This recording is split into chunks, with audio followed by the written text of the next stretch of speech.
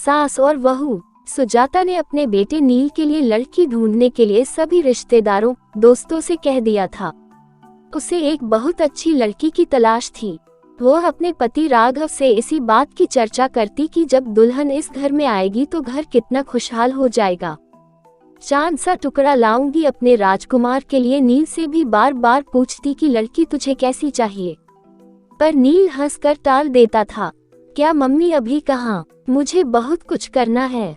उम्मीद नहीं थी कि नील फोन पर अपनी पसंद की लड़की को चुनकर उसके सामने रिश्ते का प्रस्ताव ले आएगा। सुजाता के लिए ये एक बहुत बड़ा धक्का था। राघव ने कहा, बड़ी चुप हो, क्या बात है?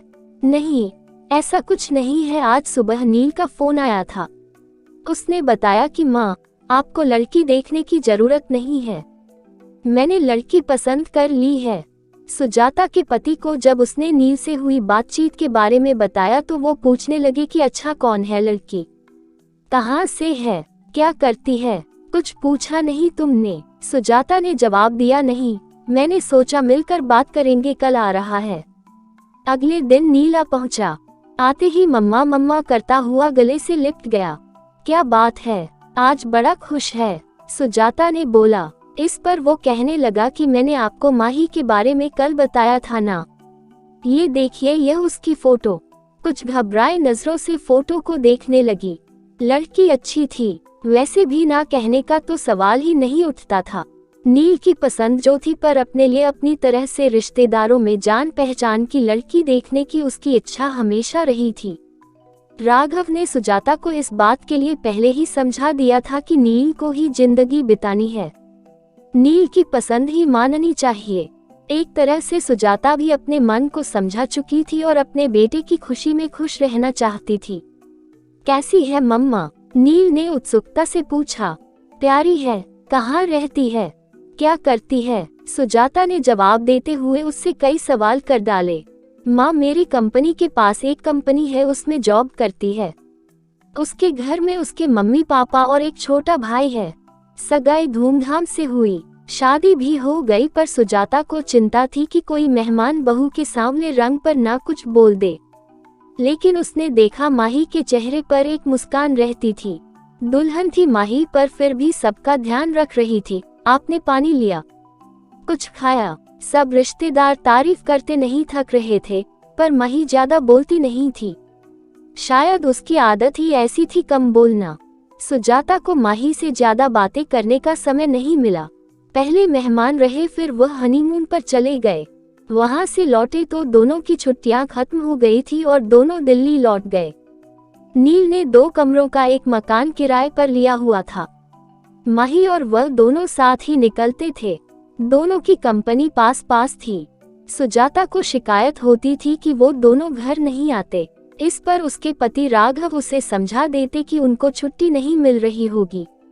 अभी शादी पर ली तो थी कितनी सारी छुट्टी, पर सुजाता के मन में एक डर था, बिना जान पहचान शादी हुई है। माही के कम बोलने की आदत की वजह से सुजाता और माही शादी होने के बावजूद भी एक दूसरे को ज्यादा करीब से नहीं जान पाए थे।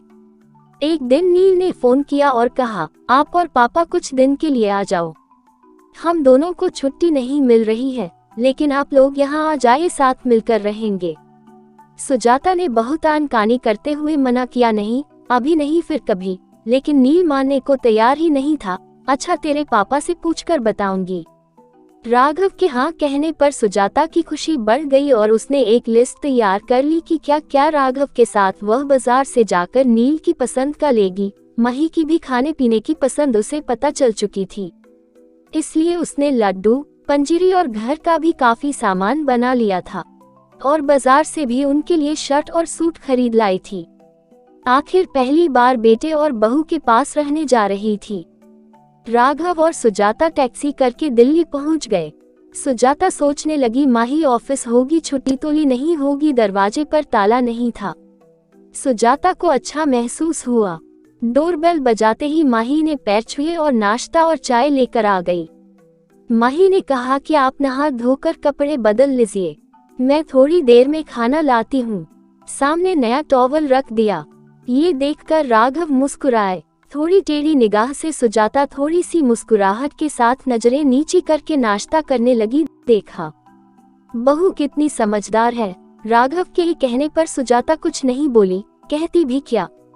शाम को जब नील आया तो सब खुशी से मिले। सुजाता सामान दिखाने लग गई, सब खुश थे। नील, सुजाता और राघव बातें कर रहे थे। माही अपने इधर उधर के काम समेटने में लगी थी, बस एक छोटी सी मुस्कुराहट लिए। रात का खाना बाहर से ही ऑर्डर कर दिया था। सबने मिलकर खाना खाया, खा पीकर सब सोने चले गए। माही ने 2 चादर, 1 जग पानी और गिलास सब रख दिया था। सुजाता को मन ही मन खुशी हो रही थी, जैसा उसने सोचा था माही वैसी ही थी। सुजाता ने देखा माही नया सूट पहनकर तैयार थी। ये वो सूट था जो सुजाता लाई थी। माही ने आगे बोला, खाना बना दिया है, खा लीजिएगा। अपने दे सूट में माही को देखकर सुजाता को खुशी महसूस हुई कि माही ने दिए का मान रखा। सुंदर लग रही हो माही, सुजाता ने धीरे से कहा और तुरंत बात पलट दी। अरे, मैं बना लेती नाश्ता। माही ने कहा, नहीं माँ, आप क्यों काम करेगी, अच्छा चलते हैं, कहकर गले लगकर ऑफिस के लिए निकल गई। सुजाता ने माही की आंखें पढ़ ली थी कि बिजी होने पर भी छोटी छोटी बातों का ध्यान रख रही थी माही। राघव सुनो, सुजाता ने अपने गालों पर हाथ रख कर कहा, मुझे माही के गले लगने का स्पर्श देर तक महसूस हो रहा है। आज बेटी होती तो ऐसे ही गले लगती। राघव ने भी अखबार पढ़ते पढ़ते भावुक दिल से हाँ कहा। लेकिन अगले दिन राघव से सुजाता कहने लगी, क्या फायदा आने का, दोनों को छुट्टी भी नहीं है और टाइम भी नहीं बिता पाते हमारे साथ। राघव ने भी हमें हाँ मिला दी। सुजाता कहने लगी कि 1-2 दिन में हम चले जाएंगे। अगले दिन माही सुबह ही नाश्ता बनाने में लग गई।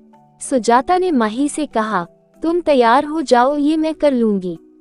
नहीं माँ, आज शुक्रवार है, हम दोनों ने छुट्टी ली है और शनिवार इतवार की तो छुट्टी होती ही है हमारी। 3 दिन आपको ये शहर घुमा देंगे। मन ही मन सुजाता मुस्कुरा रही थी कि बेटे बहू के साथ पूरा दिन बिताएंगे। चारों घूमने निकल गए। जहाँ भी संभल कर चलना होता माही तुरंत सुजाता का हाथ पकड़ लेती। 3 दिन पता ही नहीं चले। अगले दिन सुजाता सुबह ही उठकर रसोई में आ गई। माही तुरंत बोली, मम्मी जी कुछ चाहिए नहीं। सुजाता ने कहा, मैं तो इसलिए चली आई कि दोनों मिलकर काम करेंगे, सब काम जल्दी हो जाएगा।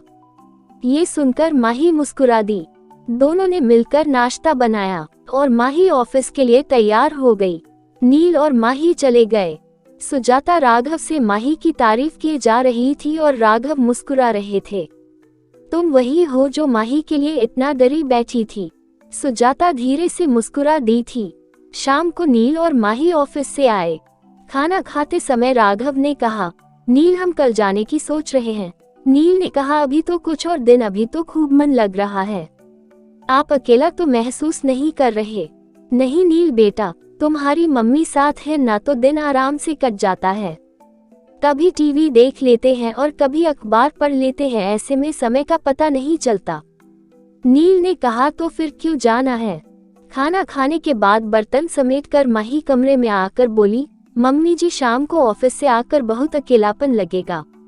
आप दोनों के आने से रौनक हो गई है, थोड़े दिन और रुक जाए। या मैं तो कहती हूँ कि आप हमारे साथ ही रहिए, वैसे भी अब पापा जी रिटायर हो गए हैं, कोई काम नहीं है। आप दोनों का ध्यान हम पास रहकर ज्यादा अच्छे से रख पाएंगे। जो माही बोलती नहीं थी वह आज बड़ी बड़ी बातें कर रही थी। राघव और सुजाता एक दूसरे को देखकर मुस्कुरा रहे थे। सुजाता ने माही के पास आकर उसका हाथ अपने हाथों में ले लिया, कहने लगी कि कितना ध्यान रखती हो तुम हम सबका। नील बड़ा किस्मत वाला है जो हमें एक अच्छी बहू मिली, इतनी अच्छी तो मैं भी ढूंढ नहीं पाती। ये सुनकर माही सुजाता के गले लग गई। माही बोली, मम्मी जी मैं भी किस्मत वाली हूँ जो ऐसा परिवार मिला। प्यार और अपनेपन की वजह से दिल की बात दिल तक पहुँच गई थी। आजकल दोनों के रिश्तों में बदलाव आया है। समझदारी और प्यार से रिश्ते मजबूत होते हैं। दोस्तों, आपको यह शिक्षाप्रद कहानी कैसी लगी? अच्छी लगी तो लाइक जरूर करें, कमेंट करें, शेयर करें और मेरे गुरुजी वॉइस चैनल को सब्सक्राइब करें। आपका बहुत बहुत धन्यवाद।